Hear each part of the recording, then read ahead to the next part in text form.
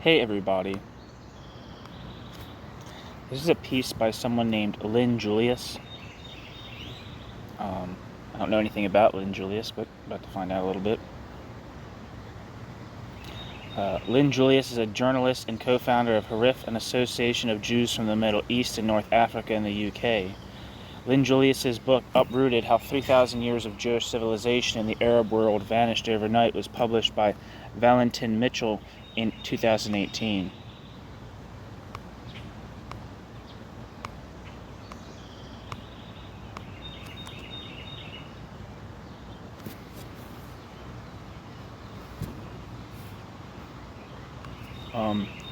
Valentin Mitchell, it says, is a publishing company based in Elstree, Hertfordshire, England. The company publishes books on Jewish-related topics. One of its earliest books was the first English-language edition of the Diary of Anne Frank.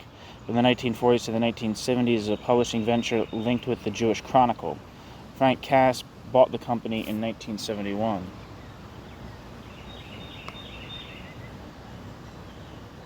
So,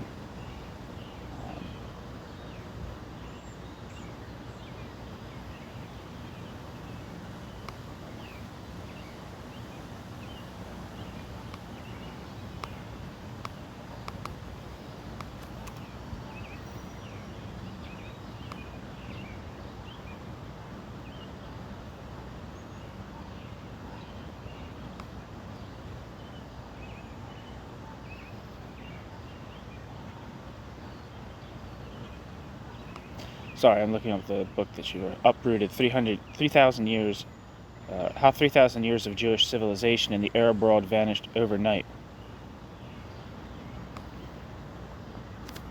Who are the Jews from the Arab country? This is like a description of the book. Wait, no. Shit, I'm trying to find. Yeah, no, I think I got one. Okay. Who are the Jews from Arab countries? What were relations with Muslims like? What made Jews leave countries where they had been settled for thousands of years? What lessons can we learn from the mass exodus of minorities from the Middle East? Lyn Julius undertakes to answer all these questions and more in Uprooted, the culmination of 10 years of work studying these issues. Jews lived continuously in the Middle East and North Africa almost 3,000 years, yet in just 50 years their indigenous communities outside Palestine almost totally disappeared as more than 99% of the Jewish population fled. Those with foreign passports and connections generally left for Europe, Australia, or the Americas. Some 650,000, including a minority of ideological Zionists, went to Israel. Before the Holocaust, they constituted 10% of the world's Jewish population, and now over 50% of Israel's Jews are refugees from Arab and Muslim countries or their descendants. This same process is now repeating in Christian and other minority communities across the Middle East.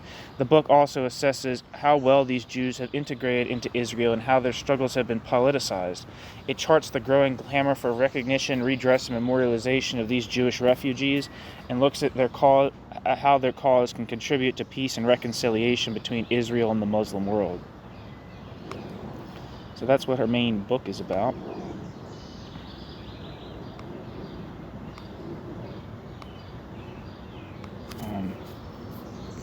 The piece that I'm reading is called The Suez Crisis and the Jews of Egypt.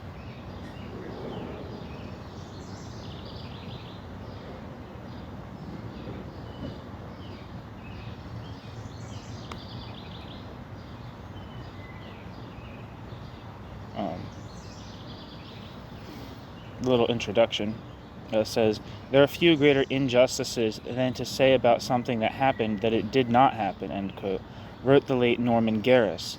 Lyn Julius has established herself as a leading voice, at once passionate and expert, about what happened to the Jews from the Arab lands in the decades following the establishment of the State of Israel.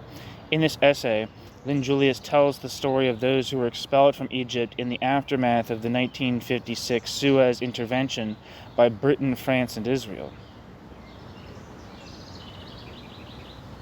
So that's the introduction. Now I'm going to actually read the text. On the 29th of October 1956, the colonial powers Britain and France colluded with Israel to attack Egypt in order to preserve reversed President Gamal Abdel Nasser's nationalization of the Suez Canal, a Western strategic interest in the gateway to India in the east. In their analyses of the Suez Crisis as the final hurrah of old-style European colonialism, historians and journalists often fail to consider the human impact on thousands of Jews who found themselves peremptorily expelled from Egypt.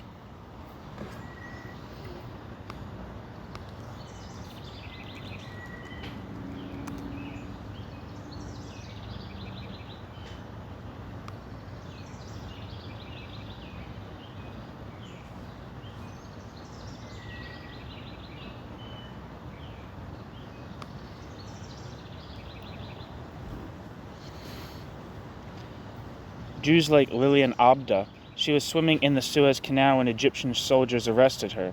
Abda was charged with trying to relay information to Israeli forces advancing across the Sinai Peninsula on the 29th of October 1956. Quote, "I was brought in my bathing suit to the police station," end quote, she recalls. Quote, "The next day they expelled me and my entire family from the country," end quote. By the end of the 7 Days' War, Britain and France had failed to achieve their objectives. Israel, while enduring humiliating universal condemnation for its Sinai campaign, reaped short-term respite from terrorist raids, the reopening of the Straits of Tiran and its shipping, and a strategic alliance with the French.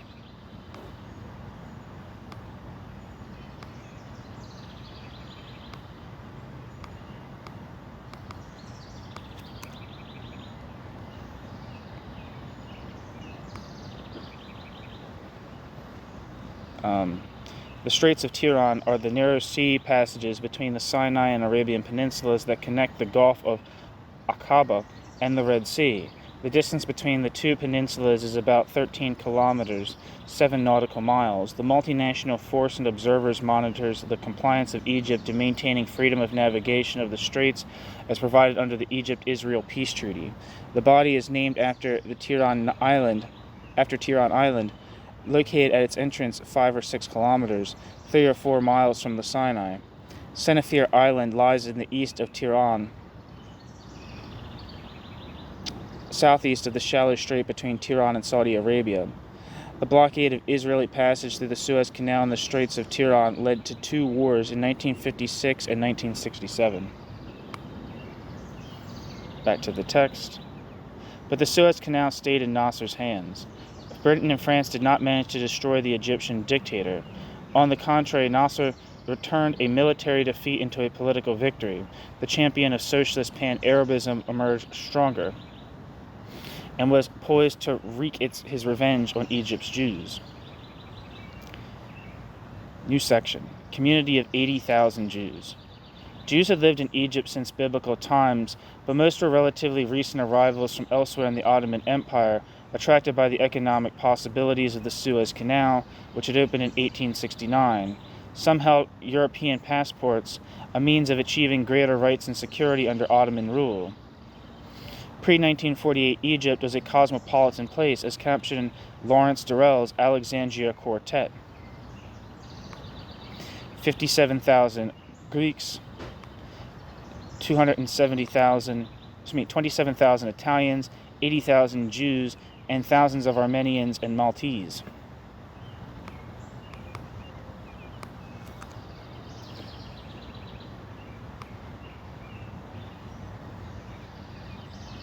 Lawrence Durrell, according to Wikipedia, lived from 1912 to 1990. Was an expatriate British novelist, poet, dramatist, and travel writer. Lawrence Durrell was the eldest brother of the naturalist and writer Gerald Durrell. Born in India to British colonial parents, Lawrence Durrell was sent to England at the age of 11 for his education. He did not like the formal education but started writing poetry at 15. Lawrence Durrell's first book was published in 1935 when he was 23. In March 1935, Lawrence Durrell and his mother and younger siblings moved to the island of Corfu. Durrell spent many years thereafter living around the world. Lawrence Durrell's most famous work is the Alexandria Quartet.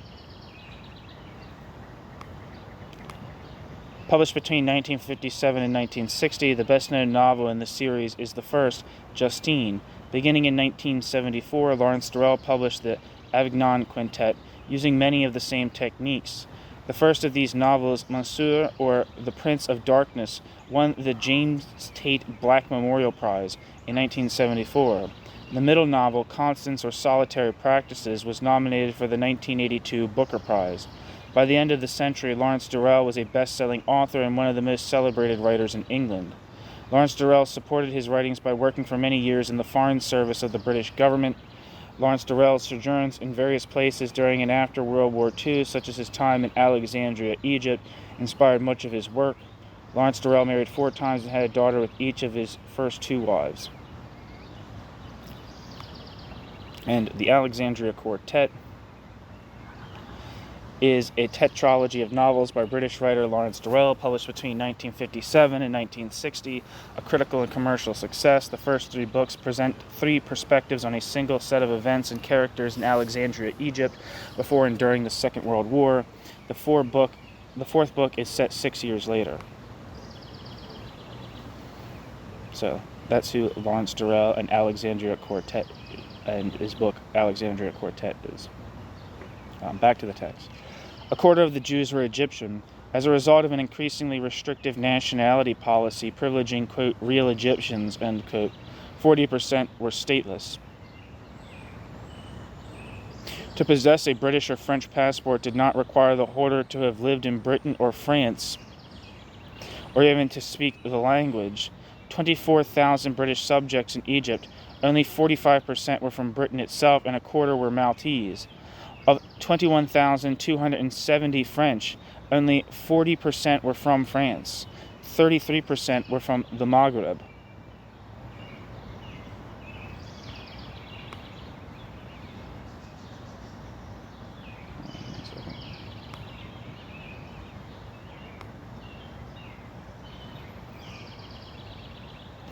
I've just learned how to that I can learn to duplicate web pages in order to be able to see footnotes. Those statistics are from Gudrun Kramer, Jews in Modern Egypt. End footnote. In 1948, the repercussions from the establishment of Israel reverberated in the Cairo Hara, or Jewish quarter.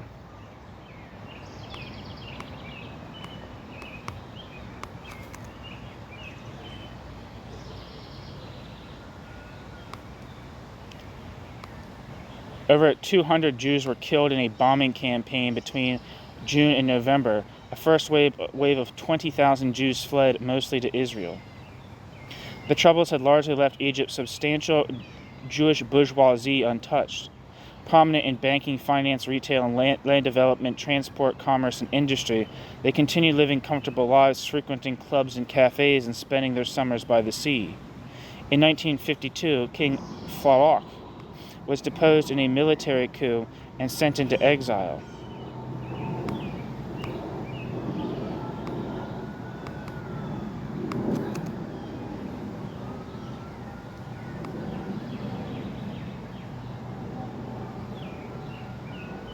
Farouk I of Egypt lived from 1920 to 1965 and was the 10th ruler of Egypt from the Muhammad Ali dynasty and penultimate king of Egypt in the Sudan, succeeding his father Fuad I in 1936 and reigning until his overthrow in a military coup in 1952.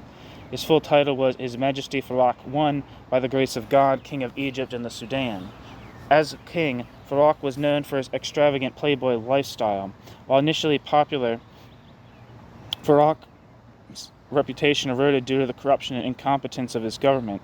Farouk was overthrown in 1952, and in the 1952 coup d'etat and forced to abdicate in favor of his infant son, Ahmed Fuad, who succeeded him as Fuad II. Farouk died in Italy in 1965. Farouk's sister, Princess Fawzia bint Fuad, was the first wife and consort of the Shah of Iran, Mohammad Reza Pahlavi.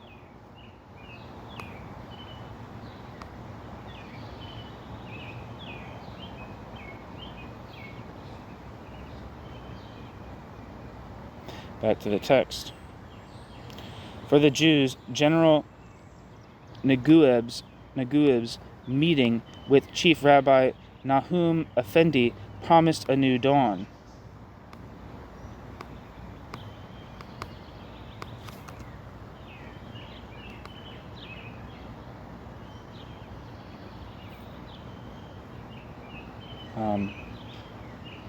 Mohammed Naguib, I don't know if I'm pronouncing that name right, but bear with me.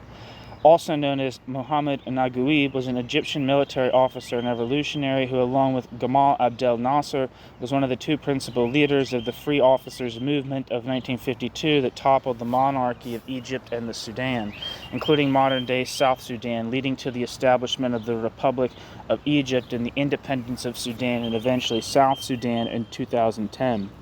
A distinguished and decorated general who was wounded in action in the 1948 Arab-Israeli War, he became leader of the Free Officers Movement of nationalist army officers opposed to the continued presence of British troops in Egypt and Sudan and the corruption and incompetence of King Farouk. Following the toppling of Farouk in July 1952, Naguib went on to serve as the head of the Revolutionary Command Council, the Prime Minister, the first President of Egypt, successfully negotiating the independence of Sudan, hitherto a condominium in Egypt and the United Kingdom, and the withdrawal of all British military personnel from Egypt. Naguib's tenure as president came to an end in November 1954 due to disagreements with other members of the Free Officers, particularly Nasser, who forced him to resign and succeeded him as president. As Egypt has been ruled by various other empires in history, and during times of independence, Egypt was usually ruled by non-ethnically Egyptian rulers such as Albanian dynasty of Muhammad Ali and the Greek dynasty of Cleopatra. Mohammed Naguib is commonly referred to as the first Egyptian ruler of Egypt in over 2,500 years.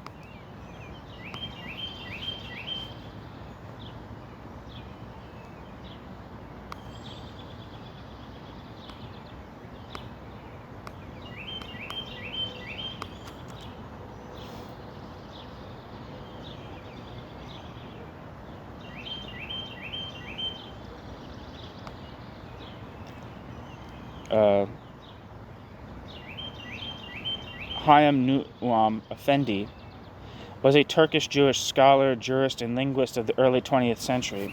He served as the Grand Rabbi of the Ottoman Empire.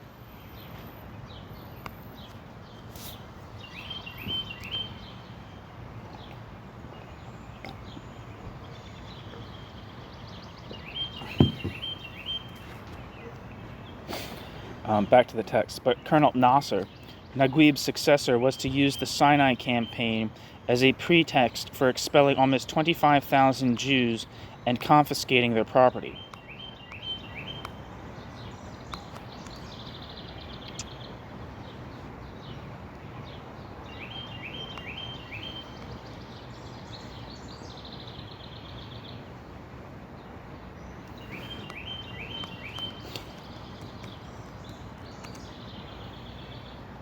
I want to look up something else that's relevant here.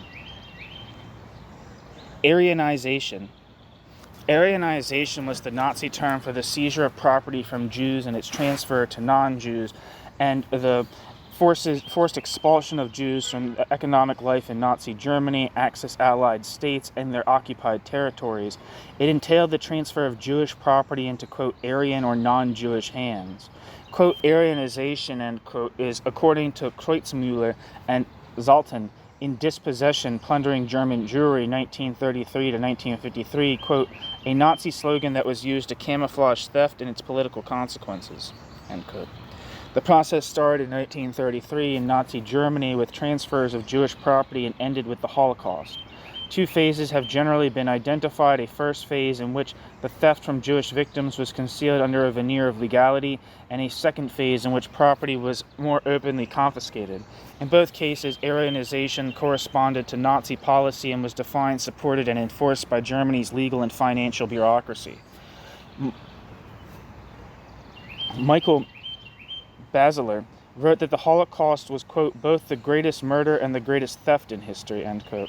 Between 230 and $320 billion in 2005 US dollars was stolen from Jews across Europe, with hundreds of thousands of businesses Aryanized.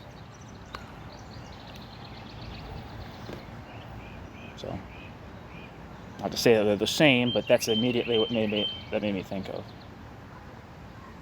New section in the text. Expulsion begins. Invoking emergency laws, Nasser set about expelling British and French subjects. Jews were expelled in 2 waves, the first accounting for some 500 Jews. Were given 24 hours to leave. Footnote. That's from Mina Tabet, The Approaching End of Egypt's Jewish Community. Just an article. The second was ordered to leave the country within 2 to 7 days with their families.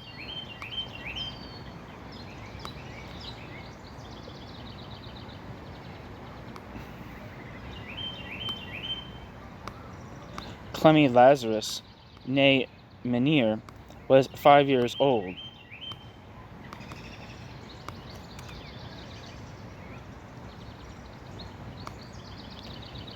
Quote, as a consequence of the Suez crisis, my mother, along with all British and French citizens, were unceremoniously expelled from Egypt. I have a memory of military personnel marching through our apartment delivering the expulsion order. This caused my parents and grandparents severe heartache, as my parents had 5 children, and my mother was, at the time, 6 months pregnant with number 6. She was obliged to leave for England on her own, without her husband, but with 5 children in tow. She was 24 years of age at the time. She spoke French and Arabic, but no English, and she knew no other culture than the Jewish/Egyptian culture in which she grew up. She was compelled to leave without any money or possessions of any value. She did, however, manage to buy a few gold bangles that she wore as jewelry for the purpose of sustaining us down the line. End quote. Clemmy's father, being an Egyptian national, was not expelled and remained behind. Clemmy's mother was sent with her children to refugee camps in Leeds and Kidderminster. Quote, after 6 months, my mother was at the end of her tether. My mother is the sweetest, most mild-mannered, excruciatingly shy woman. Nevertheless, astonishingly, she found the strength to march into the office of the commander of the refugee camp. She banged on his desk and swiped all the paperwork to the floor, and in her best newly acquired English she declared, quote, Captain Marsh, bring my husband, end quote. To his credit, Captain Marsh did his utmost to make this happen, and shortly afterwards my father joined us in the camps. End quote. Back in Egypt, it became clear that in the initial confusion, the authorities themselves were torn between expulsion and detention. Quote, in the anteroom of expulsion, countless thousands of Europeans of all nationalities and creeds are relegated in their own interests to house arrest. The entire British community has remained indoors with 2 hours in the morning to take the dog for a run. Many have been arrested in shipping offices and on the steps of the British embassy. In the case of the Swiss, owing to clashes between the Egyptian, quote, keeping in authority, end quote, and the Egyptian, quote, expelling authority, end quote. End quote. By the end of November, the expulsion orders were extended to stateless Jews, as well as those of Egyptian nationality.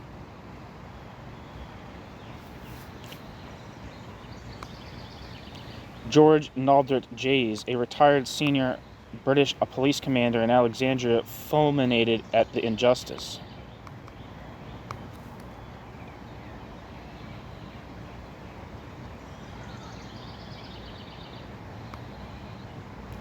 Quote, the motives of revenge and retaliation meted out to the British and French aggressors are all too apparent in the heartless harassing of those of Jewish faith.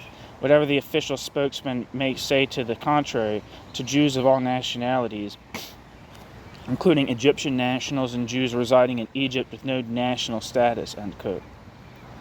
Some 900 more Jews were arrested by the 7th of November 1956. They were sent to prisons and detention camps. Of the 500 interned in the Jewish school at Abbasiyah, Cairo, half were stateless. Old women, half of them stateless, were among the 42 Jews detained at the Jewish Abraham Betesh school in Cairo. Of the 300 kept at Les Barages prison, Cairo, half were stateless. The other half were UK and French subjects.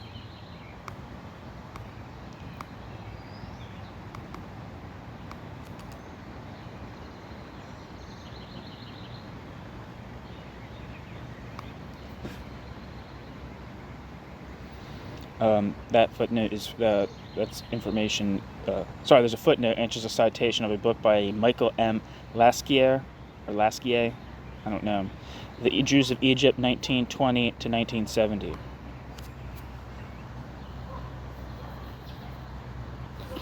Back to the text, or end footnote. As most Jews lived in blocks of flats, the authorities simply distributed firearms to the concierges, instructing them to keep the Jewish residents under surveillance. These began to run out of food. On the 23rd of November 1956, a proclamation signed by the Minister of Religious Affairs and read aloud in mosques throughout the land declared that, quote, all Jews are Zionists and enemies of the state, end quote, and promised that they would be soon expelled.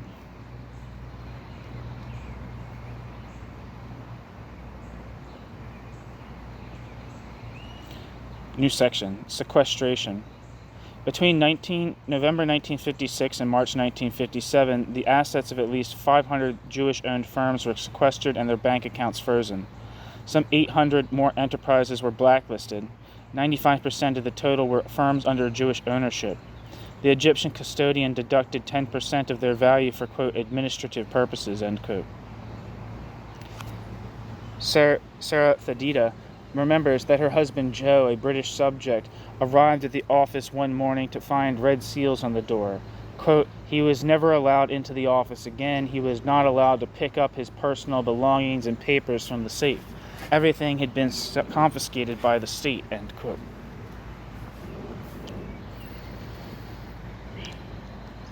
Some sequestrations could only be described as opportunistic. Jenny Stewart said of her father, who had Egyptian nationality, quote, my father, an import-export merchant in Egypt, was taken to prison. An Egyptian army officer had designs on the apartment he lived in and had him arrested on trumped-up charges. My father spent about 8 months in jail with robbers and thieves. When he was released, he was put on a ship for Italy and then another to Israel. Life was a struggle. He started working as a postman. As he was well-educated and multilingual, he managed to rebuild his life in Israel. End quote. A table of nationalities of Jews registering with the Central Registry of Jewish Losses in Egypt, 1957 to 59, shows that 45% were stateless. This would have included Egyptians stripped of their nationality. Other nationalities range from Italian to Moroccan, Lebanese, Syrian, and even Persian. There is some evidence that the sequestrations were premeditated. The Jewish division of the Egyptian Ministry of the Interior kept files on every Jew and Jewish-owned business before the Suez crisis. Moreover, there was already a team in place to manage the confiscations.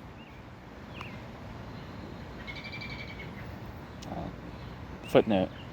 Itamar Levin locked doors. New section. Departure. The expellees had their exit visas stamped, quote, one way, no return, end quote. Egyptian Jews were stripped of their citizenship as they left the country. The Swiss embassy issued Nansen passports. Internationally recognized refugee travel documents to those who were stateless.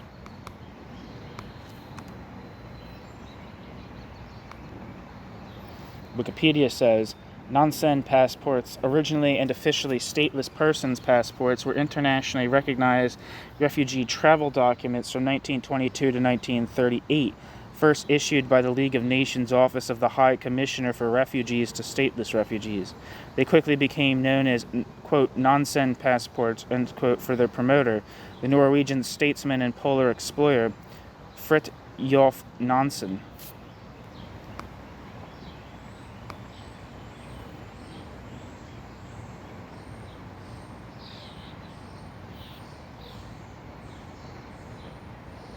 End footnote. Or no, back to the text, sorry.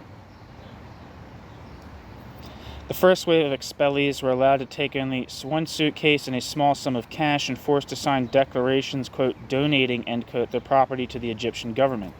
Jenny Stewart recalls that, quote, we were allowed to take out only 20 pounds each.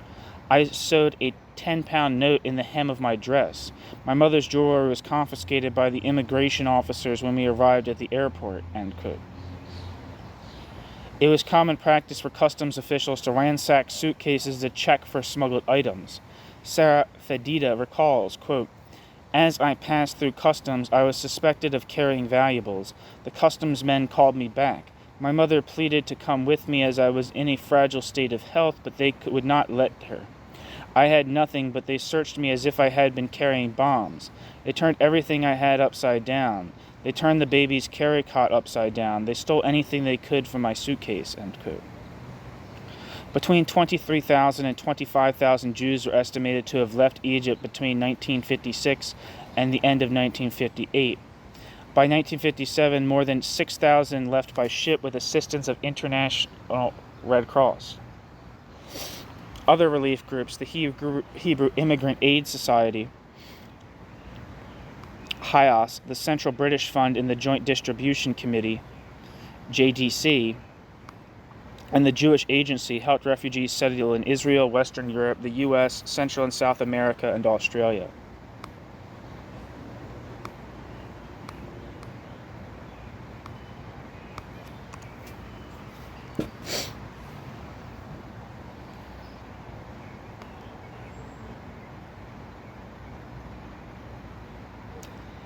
HIAS, Hebrew Immigration Aid Society, is a Jewish-American nonprofit organization that provides humanitarian aid and assistance to refugees. It was established on November 27, 1881, originally to help the large number of Russian Jewish immigrants to the United States who have left Europe to escape anti-Semitic persecution and violence. In 1975, the State Department asked HIAS to aid in resettling 3,600 Vietnam refugees. Since that time, the organization continues to provide support for refugees of all nationalities, religion, and ethnic origins. The organization works with people whose lives and freedom are believed to be at risk due to war, persecution, or violence. HIAS has offices in the United States and across Latin America, Europe, Africa, and the Middle East. Since its inception, HIAS has helped resettle more than 4.5 million people. That's what Wikipedia says about the Hebrew Immigrant Aid Society.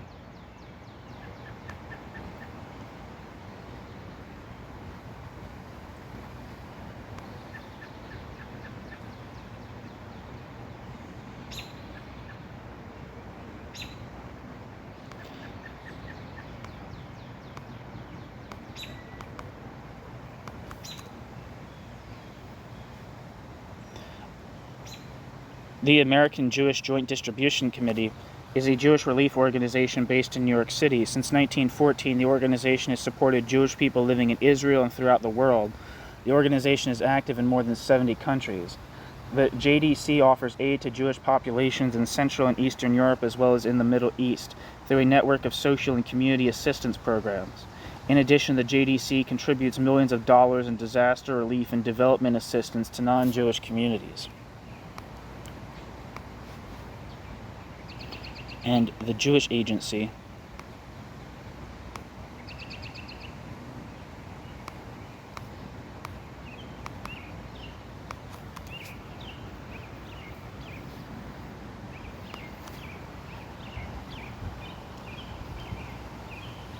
the Jewish Agency for Israel, formerly known as the Jewish Agency for Palestine, is the largest Jewish nonprofit organization in the world. It was established in 1929 as the operative branch of the World Zionist Organization, WZO. As an organization, the Jewish Agency for Israel encourages immigration of Jews in diaspora to the land of Israel and oversees their integration with the State of Israel. Since 1948, the Jewish Agency claims to have brought 3 million immigrants to Israel, where it offers them transitional housing in, quote, absorption centers, end quote, throughout the country.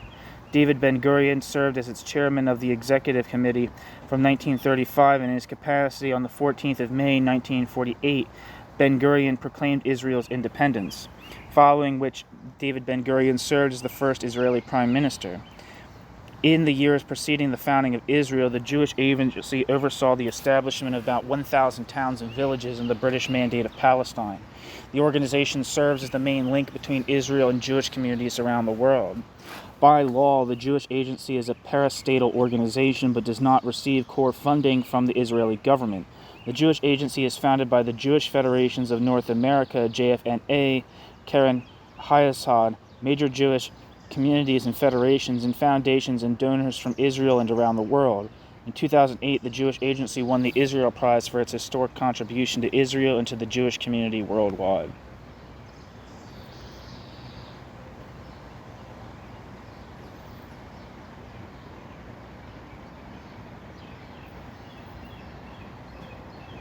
Back to the text.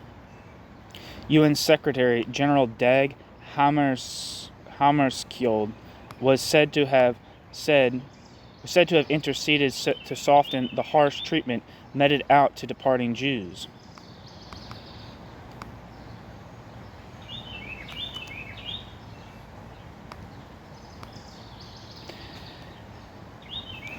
There are so many Jews leaving Egypt, and some were in such distress that for the first time the UN High Commissioner for Refugees, Dr. August Lint, recognized Jews departing from Egypt as bona fide refugees under his aegis.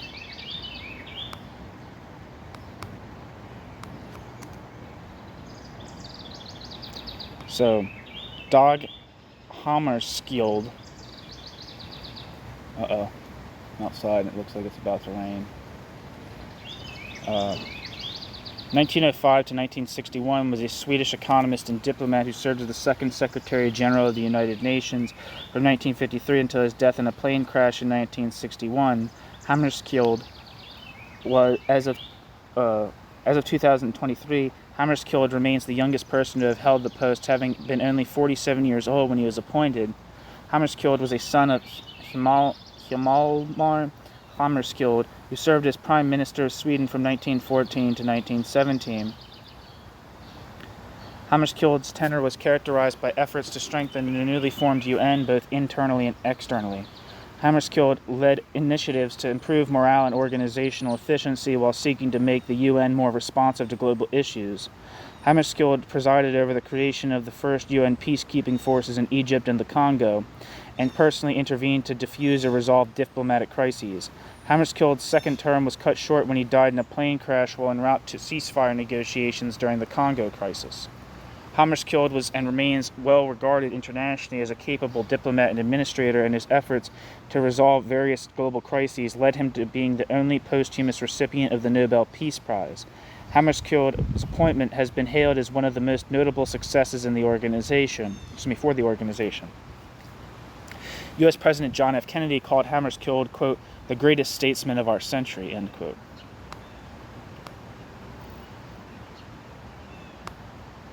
And August R. Lint, also known as Dr. August Rudolf Lint, was a Swiss lawyer and diplomat.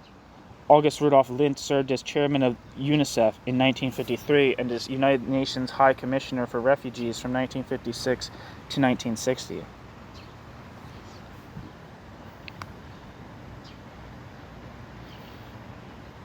Back to the text. In 1957, a grant of U.S. $30,000 was allocated to provide, quote, emergency aid, end quote, to Jewish refugees from Egypt. This funding was granted on condition that there would be absolutely no publicity given. The grant was later converted into a loan, with the Joint Distribution Committee paid back the Joint Distribution Committee paid back the $30,000 to the UN High Commissioner for Refugees. In contrast to the continuing largesse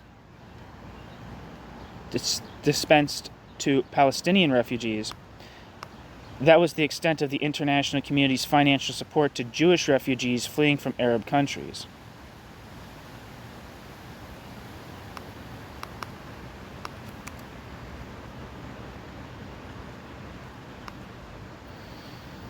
According to Wikipedia, the Office of the United Nations High Commissioner for Refugees is a United Nations agency mandated to aid and protect refugees, forcibly displaced communities, and stateless people, and to assist in their voluntary repatriation, local integration, or resettlement to a third country. It is headquartered in Geneva, Switzerland, with over 18,879 staff working in 138 countries as of 2020.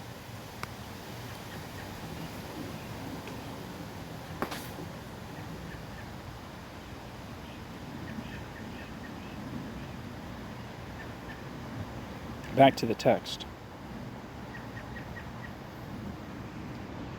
Those bound for Britain were transferred to camps in the Midlands and north of England. An astonishing number of heads of families died soon afterwards, unable to cope with the shock of their uprooting. Others rebuilt their lives successfully. Clemmy Lazarus writes, quote, "The early years in England were extremely difficult for my parents. They had no money, no home, and no livelihood. Added to this, my parents swam up against every economic, social, and spiritual tide in order to maintain a strictly Orthodox home. We were welcomed by the Birmingham Jewish community, where we were housed in a Victorian tenement building along with half a dozen other refugee Jewish/Egyptian families and committed to paying a nominal weekly rent. My parents, who started from rock bottom, worked unbelievably hard, living a life of deprivation and self-sacrifice, devoted all their time and energy to caring for the family's well-being and education, to the exclusion of all else. My father was eventually able to set up a small cardboard box manufacturing business, which subsequently grew into a highly successful one. From the moment my parents arrived in England, they showed their gratitude to their British host by naming their newborn baby Elizabeth after the Queen of England. My father enrolled in night school to learn to speak English and soon spoke English better than any Englishman. My father became a dapper English gentleman, albeit with an Egyptian accent. When he could afford it, he bought my mother the finest clothes and had bespoke suits made for him, along with matching bowler hats, which he wore jauntily." End quote. At the end of 1956, the direct expulsion order ceased, replaced by, quote, "more subtle techniques of intimidation and psychological warfare," end quote. And that quote's from last year.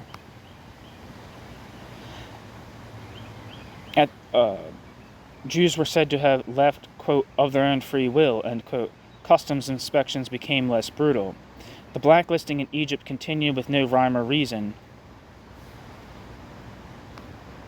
George Naldrett Jays reports on how such, quote, "invitations to leave," end quote, were delivered. Quote, "The victims' names, together with 50 others, appeared on an undecipherable Arabic list. Called upon to sign, he does so blindly. Someone else is frequently intended. Cases have occurred. And presto, 3 generations of existence in erstwhile hospital land are blotted out. Those marked down were comprised the humble, respectable artisan and clerk types who submit, bon gré, mal gré, to being unceremoniously pitchforked out of the country, abandoning all to the all-embracing grasp of the public custodian," end quote.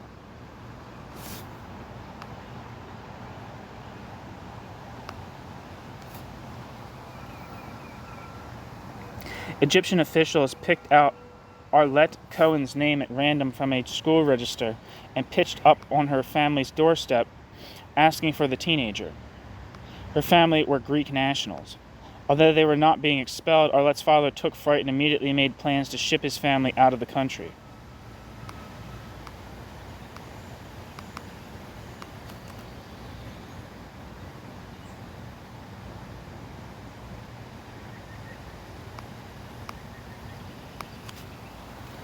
Jews returned from internment to find Egyptian Muslims had taken their jobs. Albert Tom, who held a senior position at the Société Nationale de Publicité, came back after 3 months' detention to find future President Anwar Sadat had taken his post.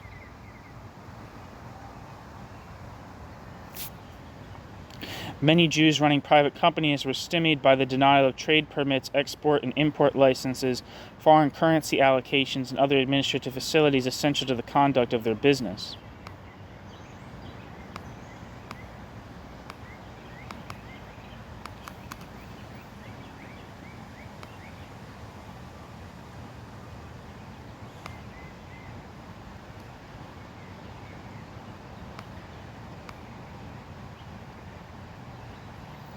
The regime amended its citizenship and nationality laws in order to exclude Jews and other minorities from becoming Egyptians, and those who were already Egyptian were forced to relinquish their nationality.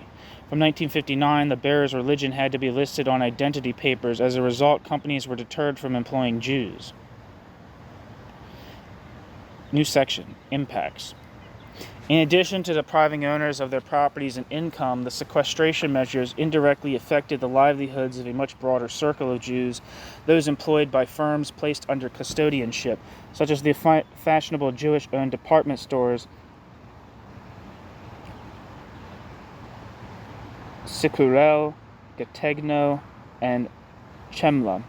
It was reliably reported that all sequestered firms received instructions to discharge all employees of the Jewish faith and act accordingly.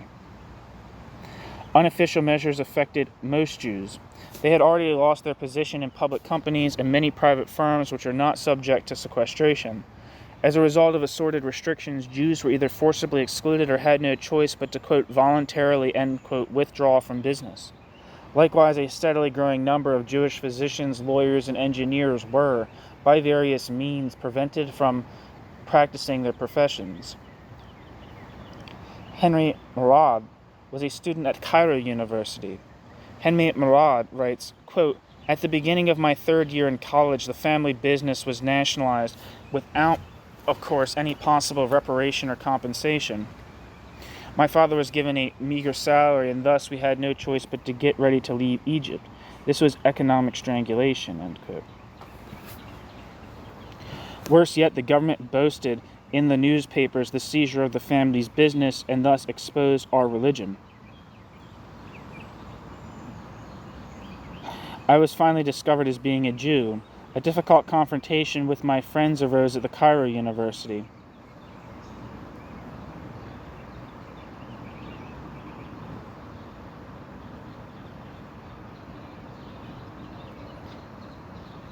As soon as we applied to leave Egypt, we were stripped of our Egyptian nationality, which we had through 5 generations. Our personal assets, bank accounts, homes, etc. were also confiscated, and we were told never to return. The anti-Semitic nature of, I guess that's the end of the quote, it's kind of formatted. There's a formatting issue here. The anti-Semitic nature of the regime's policy had a ripple effect when Jewish employees sacked from their jobs in both Jewish-owned and non-Jewish firms included Jews who were Italian or Greek subjects. These also left the country with exit visas stamped, quote, "without return," end quote. Non-Jewish Armenians, Greeks and Italians were not targeted. Greece declared itself on the side of the Egyptians, but also packed their bags, feeling increasingly unwanted in the xenophobic climate.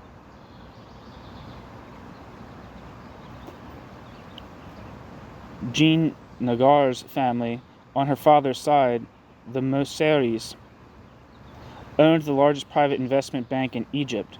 She writes in her autobiography, Sipping from the Nile, that the family had lived in Cairo 200 years, longer than the government official who initially came to serve notice on them to leave. Although the expulsion order was rescinded, an old Sephardi family, the Moseris, had retained Italian nationality, and Italy was neutral in the Suez crisis. Jean's father, Guido Moseri, determined that there was no future for himself, his wife, and 3 children in Egypt after 1956. The Egyptian government took possession of the bank and, quote, paid, end quote, him government bonds due to mature 20 years later, by which time they were worthless. The family could take as many suitcases as they wanted out of Egypt, but no currency. They were dispossessed of most of their assets and could not take out money they received from the sale of their house to the Russians. One thing that I'm curious about is there's a lot of nationalizations going on in Egypt at this time. So what is the nature of these nationalizations compared to, say, other nationalizations that are taking place in Egypt? I mean, at least that's my understanding of Egypt in this period.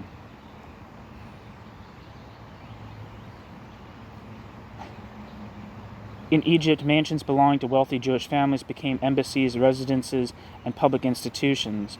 President Anwar Sadat's widow, Jahan, still lives in a mansion once owned by the Castro family, and Egyptian presidents have had the use of a villa still technically owned by the Smuha family. Aberdassa's family held on in Egypt until 1958. Before leaving, they were allowed to sell the contents of their apartment, with the exception of a Monet painting and furniture bearing the royal seal which they had purchased from King Farouk's palace when the king went into exile. The Monet, Albert later learned, fetched $7.5 million euros at auction in Paris.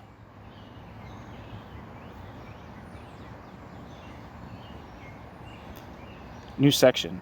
Anti-Semitism or decolonization. In July 1957, the U.S. Embassy in Cairo reported that, quote, the Greeks, Armenians, Italians, and other Christian groups are affected as well. Still, the creation of Israel and the wars that ensued between the young state and Egypt aggravated the position of the Jews well beyond, emphasis added, the precarious position of the other minorities, end quote. According to the scholar Gudrun Kremer, quote, that the Jews were all expelled except for a few hundred, and not other minorities, and the Greek and Italians were not, was the result of the Israel-Arab conflict over Palestine, end quote. Gudrun Kremer.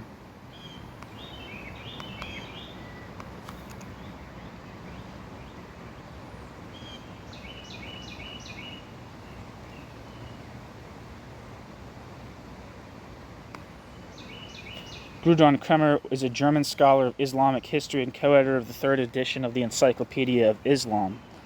Gudrun Kremer is a professor of Islamic Studies, chair of the Institute of Islamic Studies at the Free University of Berlin, and a member of the Berlin-Brandenburg Academy of Sciences and Humanities. Gudrun Kremer's expertise is in topics related to modern Islamic history and in Islam, democracy, and modernity. Kremer is noted as an analyst of Islamism from both a theological and textual standpoint, examining both the theoretical and practical implications of political Islam. In 2010, she was the first Islamic studies scholar to earn the International Research Prize from the Gerda Henkel Foundation due to the influence of her historical and cultural research on Muslims and its potential to explain current events. Her books include, in English, The Jews in Modern Egypt, 1914 to 1952, published in 1989, and A History of Palestine from the Ottoman Conquest until the Creation of the State of Israel, published with Princeton University Press in 2008, and Hassan al-Banna, One World Publications. I believe Hassan al-Banna is the founder of the Muslim Brotherhood.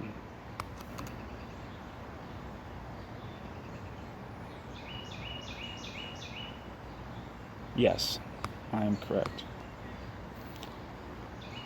Back to the text. Nasser's actions may be understood in the context of decolonization, shaking off Western control. Some degree of xenophobia is almost inevitable when new nations assert their independence. But most Jews were neither British nor French. If this was revenge for Israel's part in the Suez crisis, no Jews were Israeli citizens. This was the first instance in the history of law when the concept of Zionism was applied as an indirect basis for denaturalization.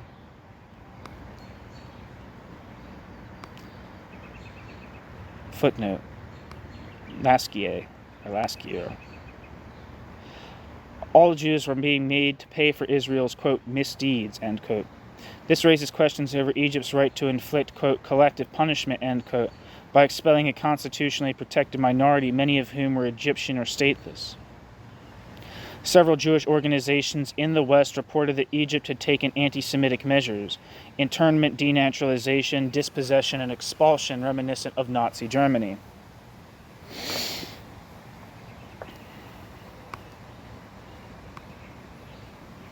The comparison was made by the Israeli Prime Minister David Ben-Gurion himself at a Knesset session shortly after the Sinai campaign.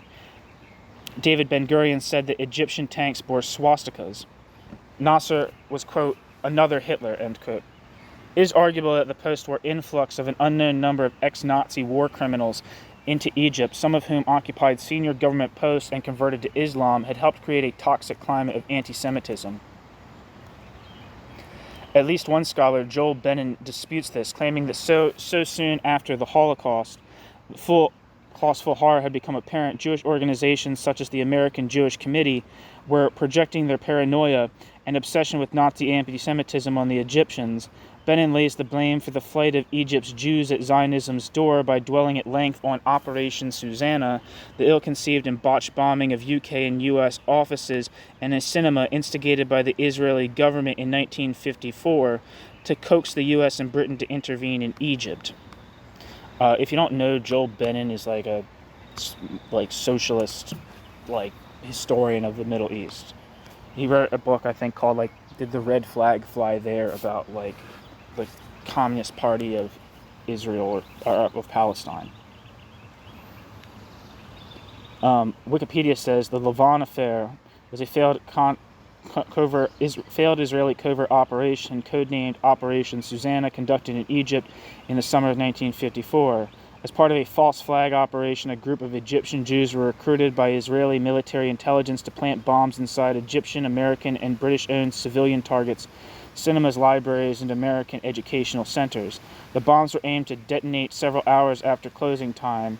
The attacks were to be blamed on the Muslim Brotherhood, Egyptian communists, quote, unspecified malcontents, end quote, or local nationalists,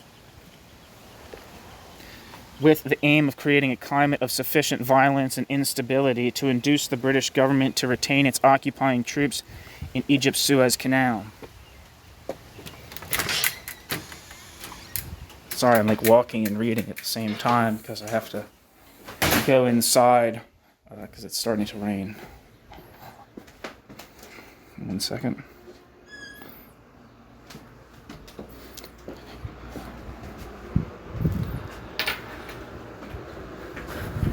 Oh, 1 second.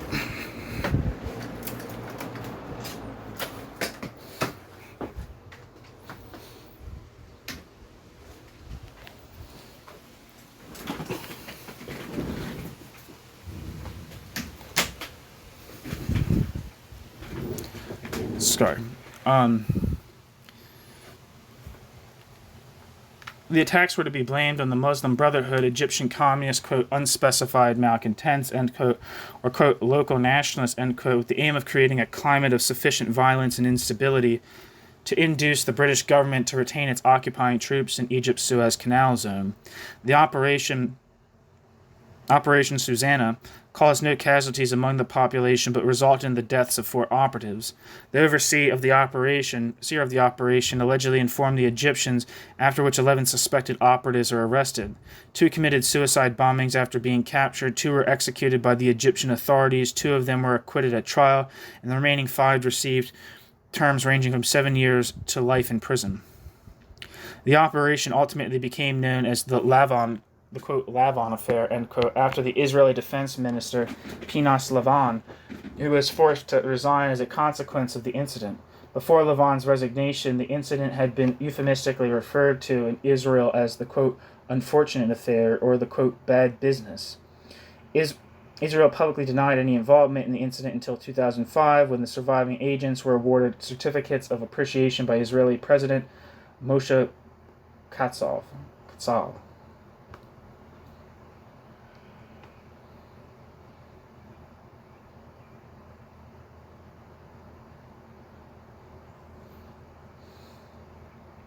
Back to the text. Also known as the Lavon affair, the, quote, mishap, or the, quote, unfortunate business. The perpetrators were, quote, fifth column, end quote, local Jews, but caused no casualties. 2 were executed and the rest imprisoned. If Nasser's motive in seizing property wholesale was decolonization and nationalization driven by a desire to redistribute wealth in one of the Middle East's poorest nations, clearly Nasser went out of his way to scapegoat Jews and their property in the 1950s. Treaties signed with Britain and France allowing expellees to return did not include Jews. It was only in the 1960s that Nasser pursued an indiscriminate policy of agrarian reform and nationalization. This affected Egypt's 600 wealthiest families, not just Jews, but Copts, Muslims, and assorted, quote, foreigners, end quote, and caused a mass exodus of Greeks. The Jewish community dwindled to a few thousand, suffered vicious reprisals in the aftermath of Israel's Six-Day War, and today numbers 13 people or fewer. British and French nationals expelled in 1956 did receive some compensation from their governments, but often not enough. For instance, the Smua family, who put in the largest claim of £12 million in compensation for the sequestration of the Alexandria suburb Smua City, had to settle for a quarter of that sum. Egyptian and stateless Jews got nothing. Article 8 of the 1979 Israel-Egypt Peace Treaty made provisions for a claims commission, but it was never established.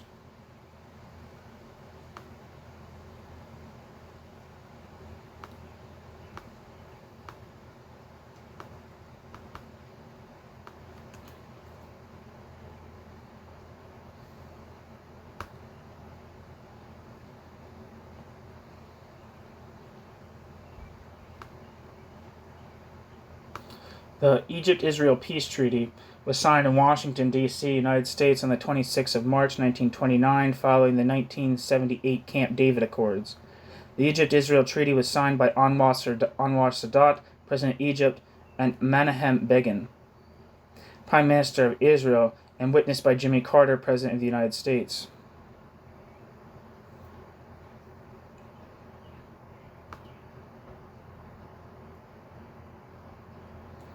Back to the text. Individuals outside Israel decided to sue the Egyptian government in court for seized property. James Stewart paid a lawyer his fee, but nothing came of it. Even those who won their case found that compensation in Egyptian currency was worth nothing at the end of the day. New section. Conclusion. Across the Arab world, approximately 856,000 Jewish refugees were driven out between 1948 and 1975.